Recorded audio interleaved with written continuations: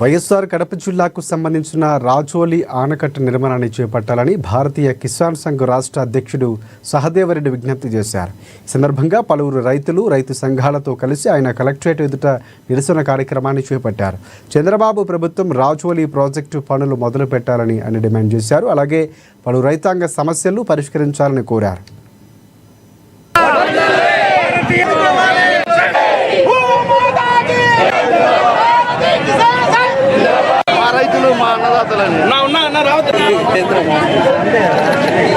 ఈరోజు కడప జిల్లాలో రైతాంగం ఎదుర్కొంటున్నటువంటి సమస్యలను ప్రభుత్వం దృష్టికి తీసుకురావడం కోసం ఈ యొక్క ర్యాలీని నిర్వహించడం జరుగుతోంది.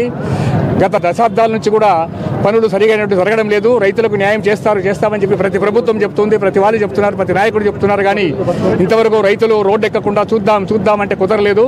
కాబట్టి ఈరోజు తప్పనిసరి పరిస్థితుల్లో రోడ్డు ఎక్కాల్సి వచ్చింది. ఈ రోడ్డు ఎక్కడానికి కూడా ముఖ్య కారణం ఏంటంటే ఈరోజు మనకు రాజోలి ప్రాజెక్టు నిర్మాణం 2008 అంటే దీనికి 2000 సంవత్సరం అంటే 1994లోనే దీని యొక్క ఆలోచన పుట్టి 2008లో ఆ రోజు నాటి రాజశేఖర రెడ్డి గారు శంకుస్థాపన చేశారు. అది ఆగిపోయింది. తర్వాత 2019లో జగన్మోహన్ రెడ్డి గారు శంకుస్థాపన చేశారు.